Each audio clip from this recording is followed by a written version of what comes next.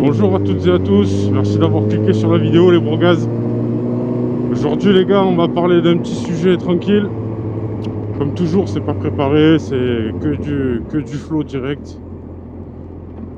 Et aujourd'hui, du coup, on va parler des balades à moto, comment bien les préparer en sécurité, ne rien oublier, mettre toutes les chances de son côté pour prendre un maximum de kiff et passer un bon moment entre potes, etc.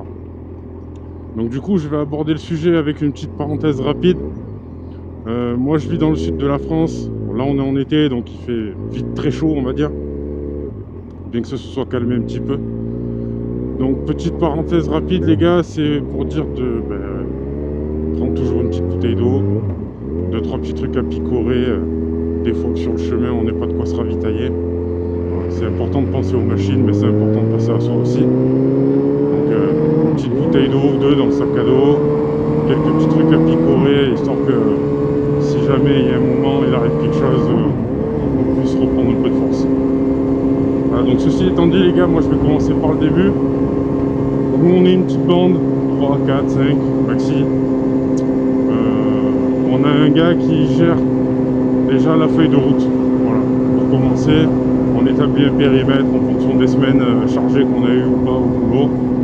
Et en fonction de notre motivation, 200, 300, 400 bornes, plus ou moins, on se débrouille, on voit ça ensemble. On se fait une petite feuille de route, on prévoit un maximum de données. J'entends par là les stations-service, justement, voilà, les petits trucs pour se ravitailler auquel cas on aurait oublié, la bouteille d'eau ou autre. Donc voilà, on définit déjà un parcours à l'avance, une feuille de route, on note toutes les étapes ensemble. Ensuite, on rentre les données sur le GPS. Donc, vous avez des applications pour ça. Je vous laisse les voir. Elles sont globalement toutes payantes pour avoir toutes les fonctionnalités de chaque application. C'est quelques euros par mois, mais bon, c'est bon à savoir. Si vous passez plutôt par des fichiers GPX ou des applications gratuites, ou alors que vous faites un tracé vous sur Waze ou peu importe. Voilà. En gros, on définit déjà ça à l'avance. Comme ça, on sait où on va, on sait quand est-ce qu'on y va, et voilà. On se donne un point de rendez-vous, généralement toujours le même, une petite boulangerie, on boit le café, on mange un croissant ou autre, et on prend la route. Voilà. Ensuite, moi, je vais parler de ce qui est à préparer. D'avoir dans son petit sac à dos, en fonction des motos, si vous avez de la bagagerie, moi, comme vous pouvez le voir, j'ai mon petit top case sur les grosses balades, c'est toujours pratique. Moi j'ai toujours un petit kit anti-crevaison, un tout petit compresseur de pneus doté d'une batterie externe. Une batterie externe en plus, on sait jamais, j'ai quand même... bon là je viens de faire un setup avec une deuxième caméra. Donc j'ai deux caméras, j'ai les micros, il y a le téléphone à recharger, etc. Donc ça reste quand même beaucoup d'électronique à embarquer. Donc bon, deux batteries, je pense que c'est pas de trop. Donc le kit anti-crevaison, le petit compresseur, la batterie externe. Et j'ai une mini trousse à outils que j'embarque avec moi, avec quelques clés d'urgence, on va dire, qui me permettent de potentiellement démonter certaines choses, que ce soit pour moi ou ne serait-ce un collègue, ou même un autre groupe de motards qu'on pourrait croiser pour un petit souci et qui ne serait pas équipé pour régler ce petit problème. Alors bien évidemment, nous ne sommes pas des mécaniciens, donc si la moto a un problème plus lourd, plus grave, elle restera sur place et ce sera la dépanneuse qui viendra la chercher malheureusement. Mais ça peut aider d'avoir un tout petit peu de matos sur soi. Dans un sac à dos, ça prend pas énormément de place. Bon, à la fin, le tout, ça peut vite être un peu contraignant, mais bon. Il vaut mieux que ce soit un peu contraignant d'avoir quelques kilos en trop dans le sac à dos plutôt que de rentrer à pied. C'est mon point de vue. Et ensuite, qu'est-ce que je vais aborder? Je vais aborder le sujet des codes. Alors nous, vous voyez, moi j'ai l'intercom, les collègues ont globalement tous l'intercom. J'ai créé un serveur Discord sur lequel on se connecte, on se retrouve tous ensemble, on se donne les infos en temps réel sur le trajet, où est-ce qu'on doit aller, où est-ce qu'on doit pas aller, celui qui ouvre la marche, etc. Donc nous on se parle, mais à côté c'est bien aussi de pouvoir définir ensemble de petits codes, de petits gestes qui pourraient donner des renseignements. Évidemment, si votre pote le plus proche est à 2 km de vous, il n'y aura pas de geste à faire, mais parfois la connexion peut être mauvaise. Si vous êtes un peu regroupé, ça peut vous aider, voilà, peut vous faire des signes pour changer de trajectoire, pour ralentir, pour accélérer, pour, un camping-car qui passe, j'en sais rien. Définissez des signes entre vous, des gestes, pour des situations bien particulières, bien précises, qui pourraient vous aider à communiquer sans avoir à passer par l'option intercom. Il y avait un autre sujet pour lequel je voulais parler, c'était du rythme des balades. Que vous soyez un pilote en herbe ou que vous ayez une moto juste pour profiter de la moto, prenez votre plaisir, chacun à sa manière, chacun à sa façon. C'est le but de la moto, c'est que tout le monde prend son plaisir avec la définition qu'il en a. Alors moi, je conduis, j'ai besoin d'être sous adrénaline, j'aime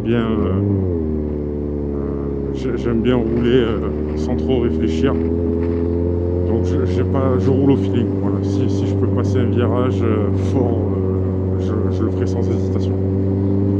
Donc pour cette raison-là, on a choisi de me laisser passer devant. On dit souvent, il est souvent recommandé que celui qui roule plus vite reste derrière. Mais justement, moi, je trouve pas ça logique, on n'a pas trouvé ça logique. L'effet accordéon est beaucoup plus important. Quand tu as quelqu'un qui aime prendre le temps de bien rouler, de bien enrouler ses virages, de bien regarder le paysage, de profiter de sa balade, et que tu en as un derrière qui est un peu acharné et qui veut juste rejoindre un point B le plus rapidement possible, et je trouve pas ça logique que ce dernier-là soit le plus rapide. Donc moi je suis en général en ouverture de convoi.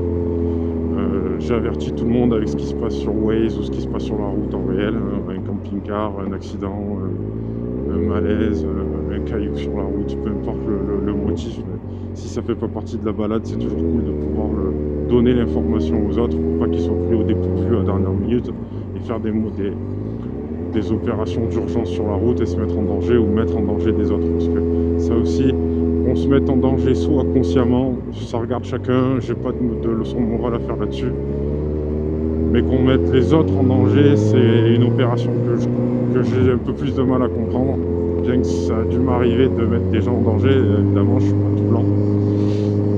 Mais voilà, si on peut éviter de mettre les autres, surtout les collègues, en danger, bon ben voilà, on évite, ça c'est clair et net. Mais donc voilà, prenez bien en compte que faut savoir communiquer, faut s'équiper un minimum. Là je suis sorti expressément pour faire cette vidéo. Donc c'est bien de communiquer, de tout mettre, de mettre un maximum de chances de son côté. Après vous faites une petite balade à 12 minutes de chez vous, bon, j'imagine qu'il n'y a pas besoin de sortir avec tout un tas d'attirails, des batteries dans tous les sens, 14 litres d'eau, etc. Mais voilà, pour les gros road trips de plusieurs centaines de bornes ou plus, on va toujours prévoir un maximum. Et à contrario, un minimum, ça vous évitera certaines mauvaises surprises. Et ensuite, ben voilà, je pense que j'ai fait le tour des conseils d'expérience, des retours d'expérience. Toujours intégrer si possible un ou deux magasins de moto sur le trajet. J'ai eu une fois une plaque d'immatriculation qui s'est envolée sur la route. On était bien contents d'avoir une concession pas très loin qui puisse en faire une autre.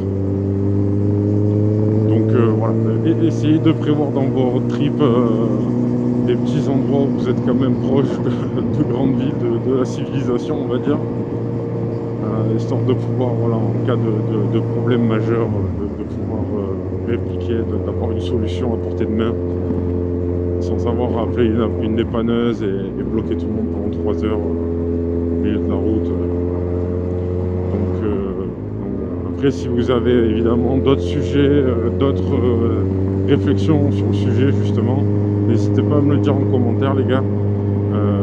Je sais pas, la science infuse, je peux avoir oublié certaines choses. Pour moi, j'ai fait le tour. Donc les gars, je vous remercie d'avoir regardé la vidéo. Je vous remercie les bros. Gaz, mais ride safe.